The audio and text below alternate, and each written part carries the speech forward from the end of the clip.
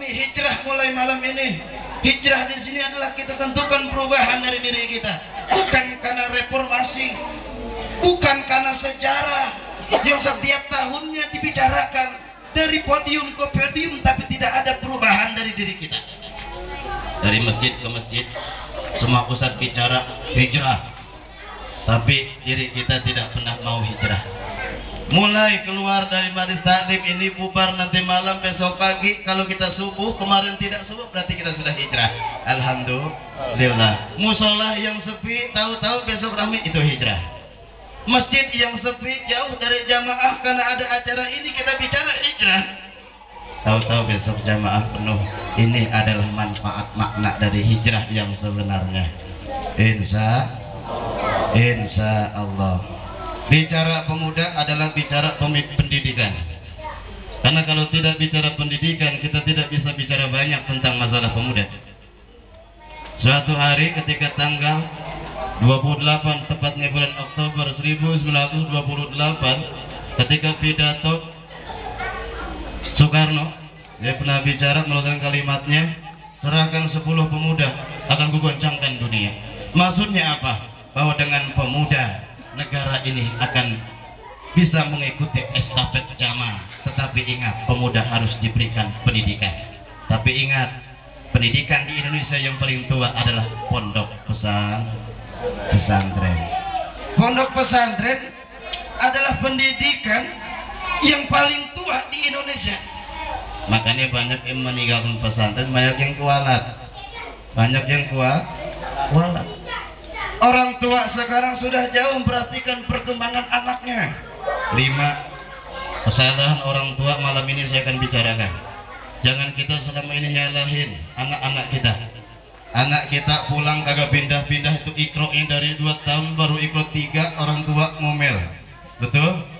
Tapi orang tua tidak pernah introspeksi diri kesalahan orang tua yang sebenarnya kepada anak-anak. Dalam dunia pendidikan diajarkan oleh Rasulullah SAW untuk menciptakan generasi seorang pemuda yang takwa. 1, kesalahan orang tua yang pertama fatal, mencarikan jodoh. Mencari apa ibu?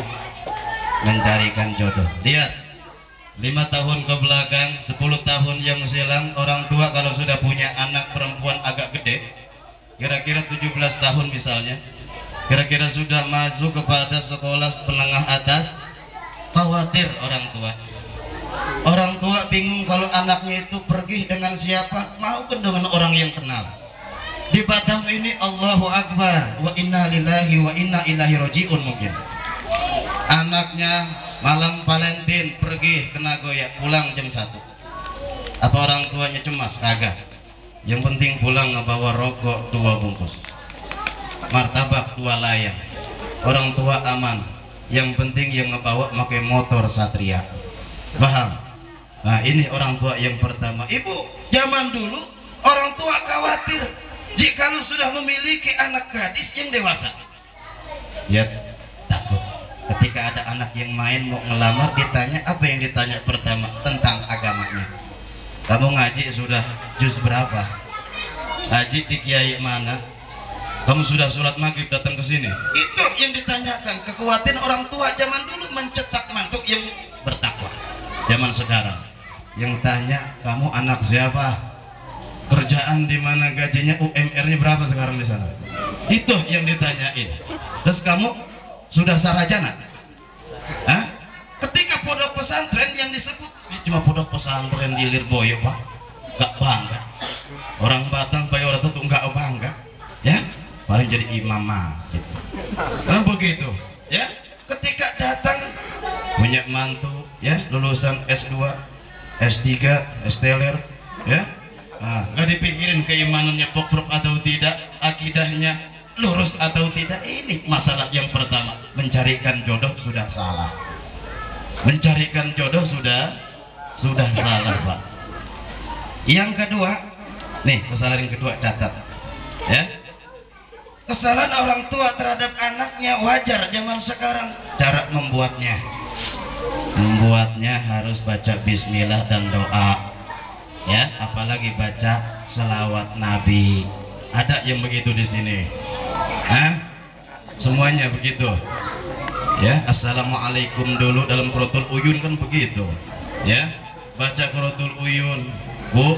Nah, Daqaiqul Akbar, tuh bab mati dan kematian, di situ gak ada hak seorang suami dan istri. Ibu bapak yang dimana Allah Subhanahu wa taala, baca doa. Kalau kagak tahu doanya, mari kita baca bersama-sama kalau yang mau niat buat anak lagi. Hah? Kalau yang nggak buat anak, nggak niat, diam. Bismillahirrahmanirrahim. Teruskan. Kalau kagak bisa terusin berarti nggak pernah baca doa. Pantasan anaknya pada miring semua. Nah ini doa dulu, Bu. Ibu-ibu senyum berarti merasa itu. Minimal bismillah. Minimal bismillah. Rasulullah sunahkan sebelum melakukan hubungan suami istri itu pemesraan dulu atau pemanasan. Kalau main bola itu pemanasan, paham?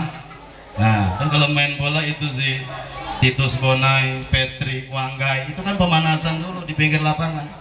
Begitupun kita mau buat anak, pemanasannya itu dengan selawat kepada Nabi besar Muhammad Sallallahu Alaihi Wasallam, diiringi dengan istighfar. Istighfar, jangan lama-lama istighfarnya, kasihan itu istrinya. Ya. Nah, ibu bapak yang dimuliakan Allah Subhanahu wa taala, jikalau orang yang melakukan hubungan suami istri terus keluar anak, Rasul bersabda, la yadurruhu syaitanu abada. Jadi tidak akan setan ini menyesatkan anaknya itu selama-lamanya. Lihat anak para kiai. Saya di pesantren dulu di Serang, Bu. Di Serang di Banten punya anak kiai, badungnya bukan main, atau badung, bandel. Ya, ngeselin kalau bahasa Batamnya. Ya, badung nggak pernah ngaji. Ya, orang pada ngaji, dia nongkrong di Cilegon. Ini contoh anak kiai ini, Bu. Tahu-tahu saya pergi ke Bogor, pulang kampung, itu almarhum kiai, anaknya jadi kiai. Dari mana itu, Bu?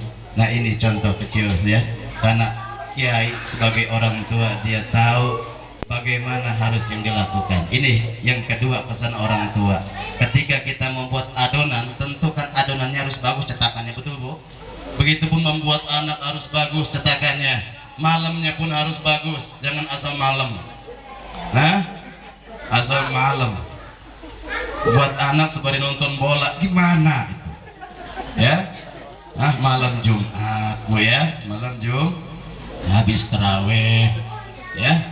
Jangan pas hari Jumat ini jadi anak badung, Bu. Bapaknya pulang kerja, ya.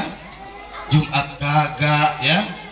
Ibunya sudah siap di rumah buat anak ini tidak sesuai dengan prik kemanusiaan dan prik keadilan. Ibu bapak yang dimuliakan Allah Subhanahu wa taala, ini kesalahan yang kedua. Yang ketiga, kesalahan orang tua dalam mencetak generasi pemuda yang bertakwa. Yang ketiga, apalin? Salah membuat nama. Orang barat datang ke kita sebagai negara timur, bicara dengan logikanya, apa arti sebuah nama? Bohong. Padahal Rasulullah Sallallahu Alaihi Wasallam bersabda, innakum tud'auna yaumal qiyamati bi asma'ikum wa bi asma'i abaikum fahsinu asma'akum.